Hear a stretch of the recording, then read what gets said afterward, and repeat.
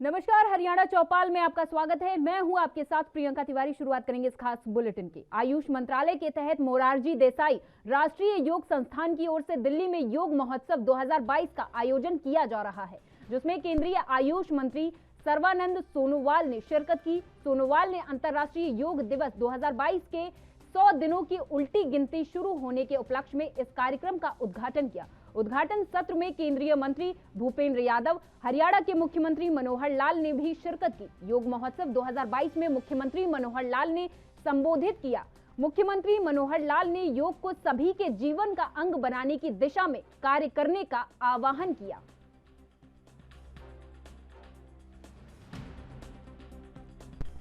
हमारे ऋषियों ने, मुनियों ने इसको किस प्रकार से विकसित किया और कैसे एक स्वस्थ शरीर, एक स्वस्थ शरीर के साथ साथ एक निरोगी काया, एक अविचल मन, एक स्थिर बुद्धि के शरीर को किस प्रकार से साधना ये आवश्यक है।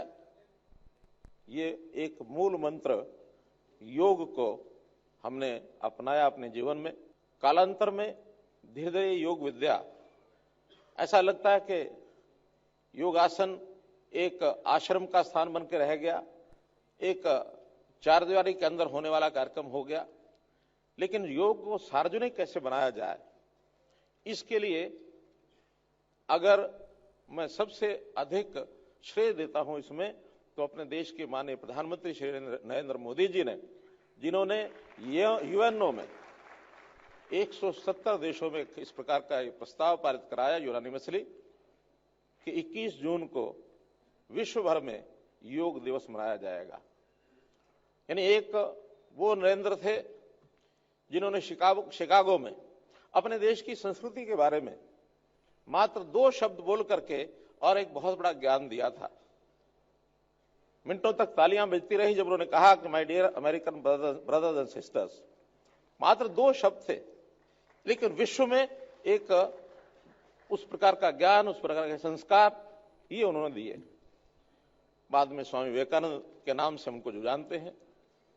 और एक ये नरेंद्र मोदी ने अपने देश की एक ऐसी एक विधा, एक ऐसा विज्ञान जो दुनिया के सामने प्रस्तुत किया, वास्तव में ही वो आभार के पात्र हैं।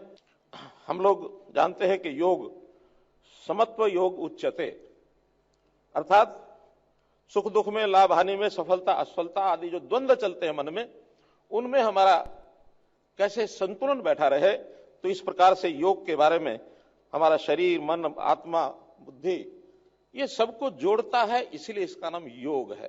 योग माने जोड़ यानी हमारे शरीर की जो क्रियाएं प्रतिक्रियाएं होती हैं, वो जिस जिस भाग से होती हैं उन सबको जोड़ने का काम ये योग करता है। योग से, जैसा मैंने बताया कि सबसे बड़ा सुख निरोगी काया, अविचल मन, स्थिर बुद्धि। अब देखा जाए तो इन सब कामों के लिए अलग अलग से भी क्रियाएं हैं। निरोगी काया हम आयुर्वेद के साथ भी जोड़ सकते हैं। हम अपनी बुद्धि को तेज करने के लिए, स्थिर करने के लिए ज्ञान विज्ञान का भी सहारा ले सकते हैं। अविचल मन के लिए हम साधना करते हैं। लेकिन ऐसी विद्या जिसे सब ये मिलकर के ठीक हो जाए, ये है योग। और योग की जब से इस प्रकार का प्रचार प्रसार देखने को मिला है, लोगों ने इसने अपने जीवन का अंग बना लिया है। मोदी जी को तो श्रेय है ही है। एक नाम मैं अवश्य जरूर लेना चाहूंगा कि जिस प्रकार से हमारे परमार्थ अपने स्वामी बाबा रामदेव जी ने उसको घरों की चारदीवारी से निकाल करके बाहर मैदानों में ले आए, उनको भी इसका श्रेय जाता है। तो इस प्रकार से योग हमारे जीवन का कैसे अंग बन जाए, तो इसके लिए हम सब लोग प्रयत्न करते हैं। हमने हरियाणा में इस प्रकार के कई काम करने शुरू कर दिए हैं। कुरुक्षेत्र के अंदर एक लगभग 100 एकड़ एरिया में आयुष विश्वविद्यालय, इसकी हमने स्थापना की है। इस विश्वविद्यालय के माध्यम से आयुष की हर विधि का ज्ञान ये पढ़ाया जाएगा और उसका उपयोग, उसके लिए हम आगे बढ़ेंगे। जैसे हमारी अभी तक प्राइमरी हेल्थ सेंटर्स लगभग 550 हैं हरियाणा में। हमने इस वर्ष तय किया है कि आधे जो प्राइमरी हेल्थ सेंटर्स हैं उनको हम सीधे आयुष की विद्या के साथ जोड़ेंगे। आयुष के डॉक्टर बीएमएस होंगे, वहां पर वेलनेस सेंटर्स होंगे। 2000 वेलनेस सेंटर्स खोलने की हमने योजना बनाई है। तो 2000 वेलनेस सेंटर्स के माध्यम से वहां योग भी होगा, योग का शिक्षक भी होगा। अभी 1000 शिक्षकों के भर्ती का कार्यक्रम हमने शुरू कर दिया है। बैठे हमारे डॉक्टर जयदेव आर्य जी, तो इन्होंने इस सारे विषय में प्रयत्न किया है। गांव-गांव में हमने आह्वान किया है कि 2 एकड़ जमीन योग और व्यायामशाला, योग का भी एक शेड होगा, व्यायाम करने के लिए भी स्थान होगा, शरीर बलशाली खेल के माध्यम से, स्पोर्ट्स के माध्यम से भी बने।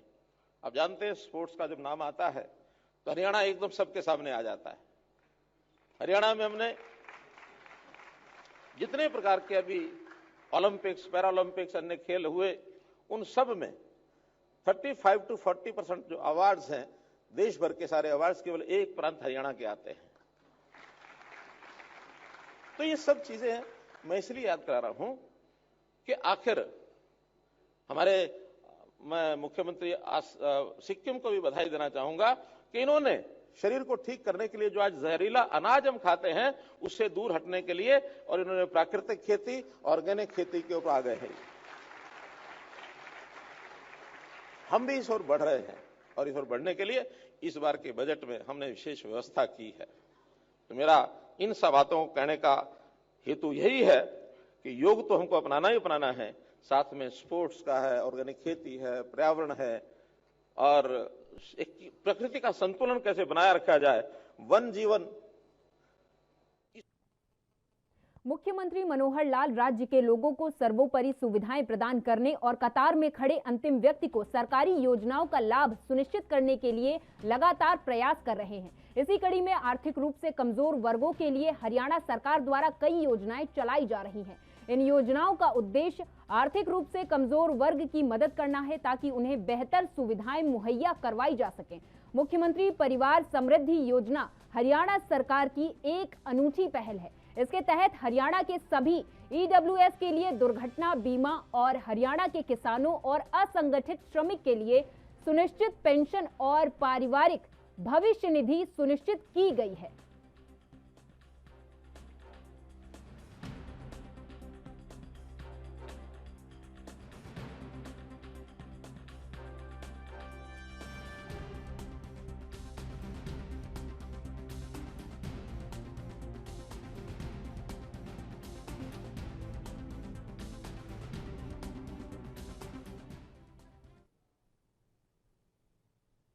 हरियाणा विधानसभा बजट सत्र में 6 दिन के अवकाश के बाद 14 मार्च से शुरू हो रहा 14 मार्च से 16 मार्च तक प्रदेश के नए वित्तीय बजट पर चर्चा होगी। बजट को पढ़ने के लिए सभी विधायकों को 9 मार्च से 13 मार्च तक का समय दिया गया, क्योंकि विधायकों की ये मांग रहती थी कि बजट पेश होने के दिन वे उस पर व्यापक चर्चा नहीं कर पाते हैं।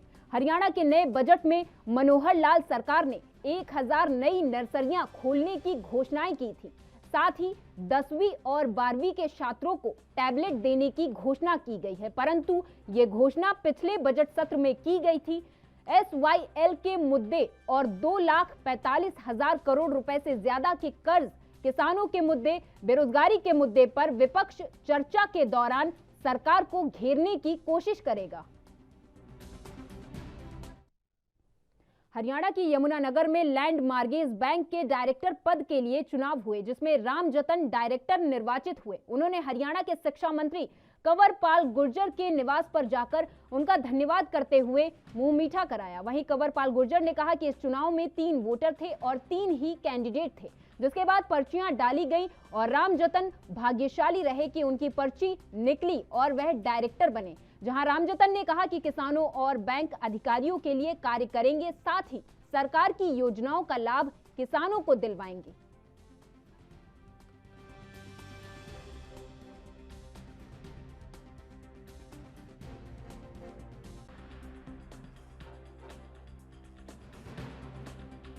छह तारीख को मेरा डिस्ट्रिक्ट इलेक्शन था।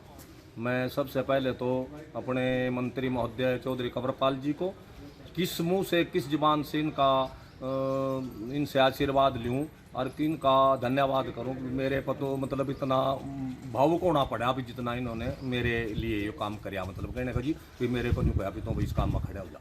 तो मैं इसके लिए सारी जो सरकार की सुविधा है, जो सरकार के कानून है, उसके तरीके से सारे जिम्मेदारों को, सारे ही अपने जितने भी बैंक अधिकारी या कोई भी है उनके लिए, अपने जिम्मेदारों के लिए नंबर 1 काम करूँगा। और जो भी सरकार की नीतियाँ होंगी वो मैं अपने जिम्मेदारों तक पहुँचाऊँगा। इस करके मैं इसका नॉमिनेट हूँ। राम जतन जी जो लैंड मोर्गन के डायरेक्टर बने, उनको बहुत बहुत शुभकामनाएं, बहुत बहुत बधाई।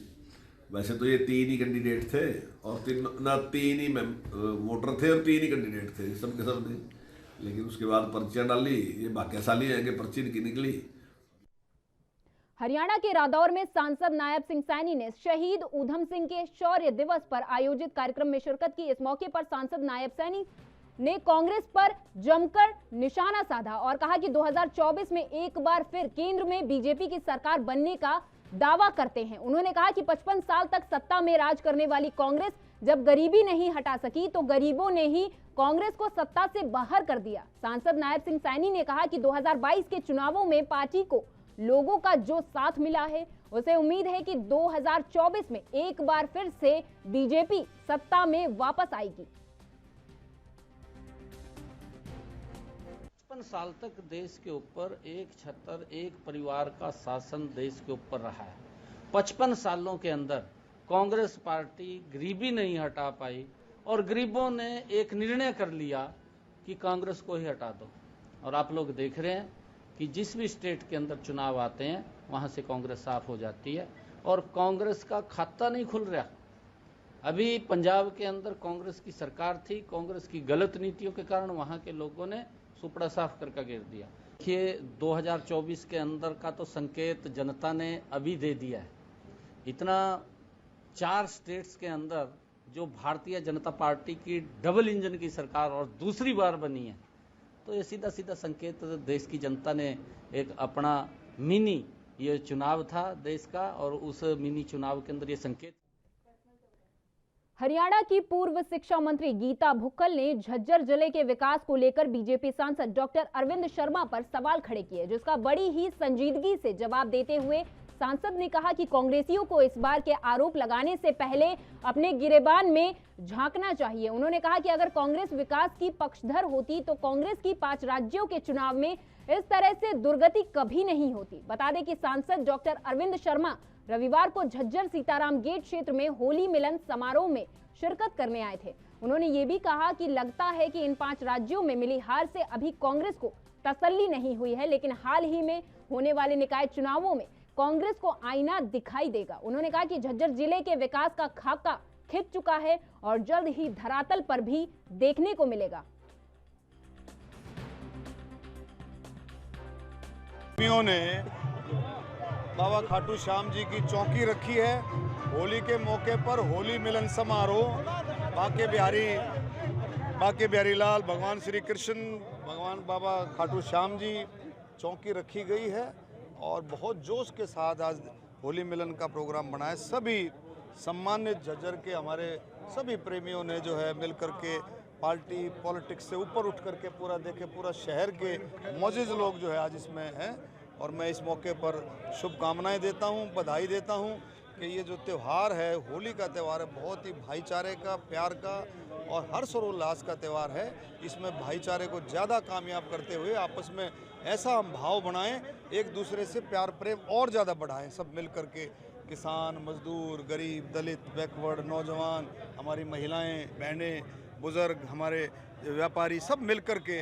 और ऐसी मैं शुभकामनाएं देता हूं सभी का ये साल बहुत मंगल आगे आने वाला समय खुशहाल। झज्जर के विधायक ने आरोप लगाया कि जब से अरविंद शर्मा बने हैं एक भी विकास कार्य उन्होंने नहीं किया। उसको समझ में आएगा नहीं विकास कार्य क्या है, समझे? उसको विकास कार्य अभी स्कूल का जो कह रहे थे, स्कूल का अभी गेट का था, अभी मेरे संज्ञान में आया है 11 लाख रुपए हमने।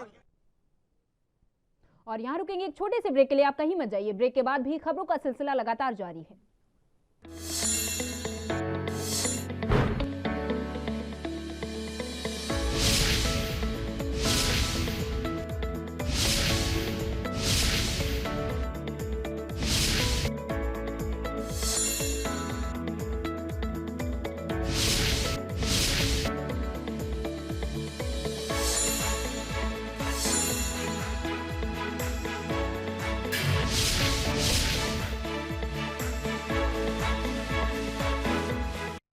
ब्रेक के बाद एक बार फिर से आपका स्वागत है। खबरों की ओर रुख कर लेते हैं। कुरुक्षेत्र में हरियाणा के खेल मंत्री संदीप सिंह ने गर्ल्स आयोजित एक कार्यक्रम में शिरकत की और छात्रों से जोश में बात की। इस मौके पर उन्होंने कहा कि सभी का एक लक्ष्य होना चाहिए और उस लक्ष्य की प्राप्ति के लिए प्रयास करने चाहिए।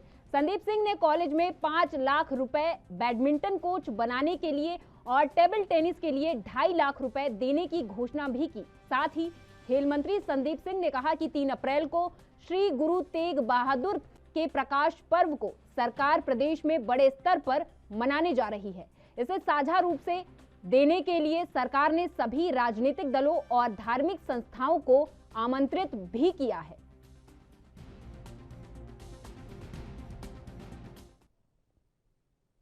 अंबाला शहर के विधायक असीम गोयल ने अंबाला के अलग अलग वार्डों में चल रहे विकास कार्यों का शिलान्यास किया। मीडिया से बातचीत करते हुए विधायक असीम गोयल ने बताया कि वार्ड नंबर 7 में सुलभ शौचालय, वार्ड नंबर 5 में गेट और सड़क का निर्माण शुरू किया गया है। विधायक ने कहा कि मुख्यमंत्री मनोहर लाल की अध्यक्षता में अंबाला का लगातार विकास किया जा रहा। गोयल ने कहा कि बीजेपी सरकार के प्रयासों का नतीजा है कि 7,000 गांवों में से करीब 6200 गांवों में 24 घंटे बिजली मिल रही है। उन्होंने कहा कि शहरों में भी बिजली सप्लाई में सुधार है। बिजली कटों की समस्या को हमारी सरकार बनने के बाद लगभग खत्म कर दिया गया है।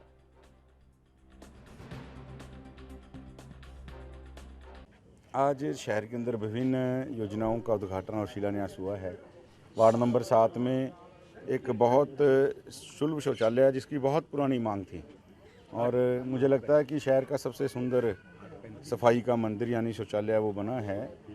और वार्ड नंबर 5 में जो जोगीवाड़ा हमारा इलाका है वहाँ पर गेटों की एक बहुत पुरानी मांग थी और आज वार्ड नंबर 5 में ही एक जो सड़क है जो काफ़ी बहुप्रतीक्षित सड़क थी उन सब का आज शिलान्यास हुआ है। गेटों का आज उनका सुलभ शौचालय का उद्घाटन हुआ है। विभिन्न जो विकास की योजनाएं आदरणीय मुख्यमंत्री मनोहर लाल जी के आशीर्वाद से अम्बाड़ा के अंदर पहले भी बहुत विकास हुआ है और अम्बाड़ा सर्वांगीण विकास की ओर बढ़ रहा है और ये जो कड़ी है और क्रम है ये आगे चलता रहेगा। देखिए जितनी निर्बाध सप्लाई पिछले 7 सालों से हरियाणा के अंदर बिजली की है, आप उठा के देखिए इतिहास हरियाणा का। और पहली बार बिजली कंपनियां लोगों को बिजली देने के साथ साथ पहली बार घाटे से उभरी हैं। इतना बड़ा घाटा था जो सरकार बिजली कंपनियों के नाम से आंकड़ों की बाजीगरी करती थी, कर्जे में नहीं दिखाते थे। सरकार ने उसको भी अपने ऊपर लिया और उदय स्कीम के अंदर उस कर्जे को समाहित करके और आज बिजली कंपनियों को प्रॉफिट में लाने का काम भी किया है। और 24 घंटे आप गाँव में किसी चले जाएँ, लगभग 7,000 गाँव में से लगभग 6200 गाँवों के अंदर आज 24 घंटे बिजली है। ये अपने आप में एक ऐसा कीर्तिमान इस मनोहर सरकार ने बनाया है। और शहरों के अंदर तो आज लगभग 23, साढ़े 23, 24, पौने 24 घंटे ही लगभग बिजली की जो सप्लाई है। ठीक है, कई बार कहीं लोड की कहीं फ्लक्चुएशन होने की वजह से दिक्कत, कभी टेम्परेरी दिक्कत आती है, लेकिन उस प्रकार का सरकार की नीयत, सरकार की नीति में, सरकार के नेता में दिक्कत नहीं है। ये तो टेम्परेरी दिक्कतें हैं। हमारे नेता की नीयत। हरियाणा राज्य विधिक सेवा प्राधिकरण की तरफ से आज अंबाला शहर में लोक अदालत लगाई गई। इस लोक अदालत में आपसी भाईचारे से लोगों के विवादों को सुलझाया गया। इसके अलावा अगर किसी व्यक्ति का कोई केस अदालत से निलंबित हो गया है तो उसका भी हल निकाला गया और हजारों की तादाद में लोगों ने इस कैंप में आकर अपनी समस्याओं का हल निकलवाया।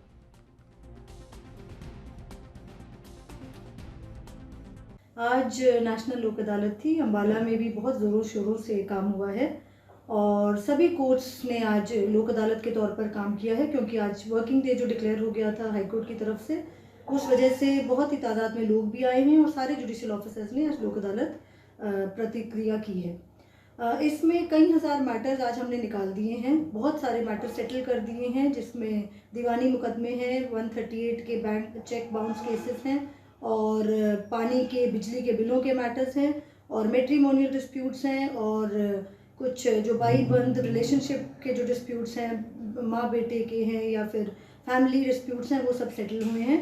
कई हज़ार केसेस का आज निपटारा हो गया है और ये जो प्रतिक्रिया है ये हमने जनवरी से स्टार्ट कर ली थी 12 मार्च की तैयारी के लिए।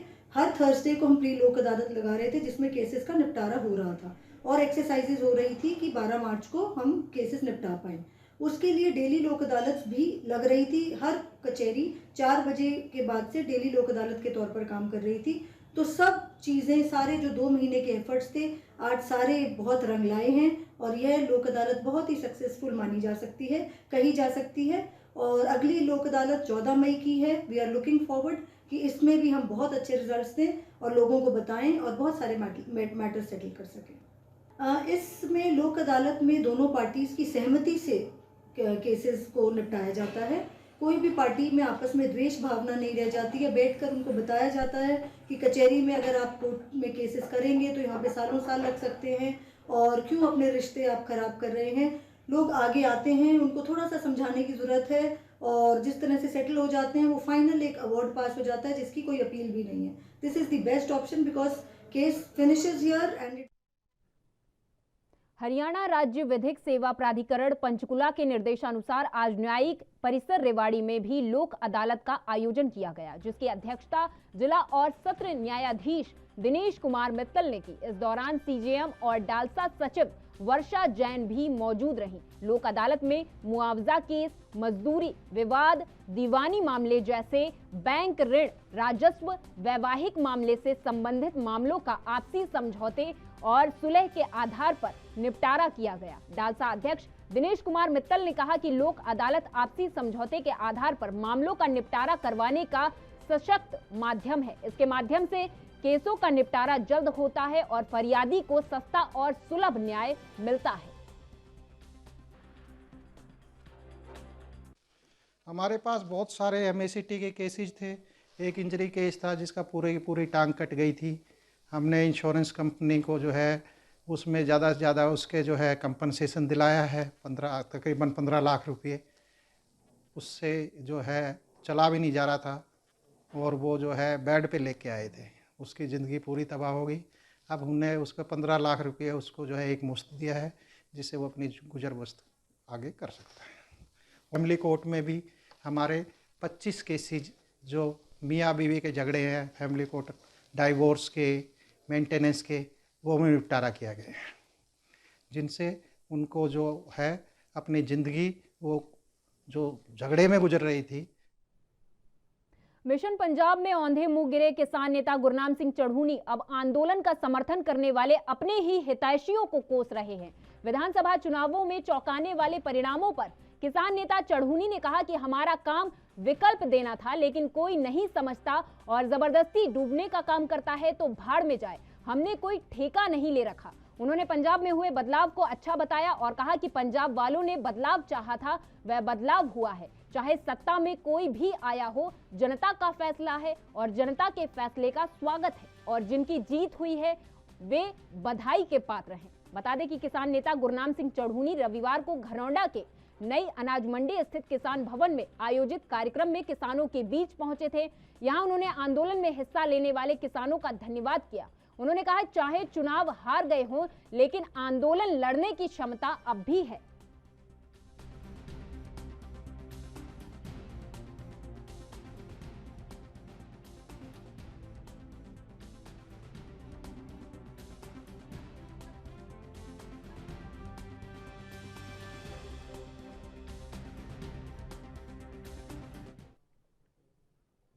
एकता, अखंडता और भाईचारे का प्रतीक रंगों का त्योहार होली न केवल हमारे सामाजिक ताने बाने को मजबूत करता है, बल्कि हमारी हिंदुत्व संस्कृति में भी ये त्योहार दिलों में पैदा हुई दूरियों और आपसी संबंधों को भी बरकरार रखने वाले सौम्य त्योहार के रूप में जाना जाता है। ये कहना है पूर्व नौसैनिक संगठन के प्रदेश अध्यक्ष रामावतार यादव और जिलाध्यक्ष कुलजीत सिंह का, जिनकी अध्यक्षता में रेवाड़ी में पूर्व नौसैनिकों ने चंदन का तिलक लगाकर फूलों से होली मिलन का पावन त्योहार बड़ी सौहार्दता के साथ मनाया और लोगों को संदेश दिया कि केमिकल रंगों का प्रयोग ना करें और पानी की बर्बादी ना करके गुलाल और फूलों की होली मनाएं और आपसी भाईचारे को बनाए रखें।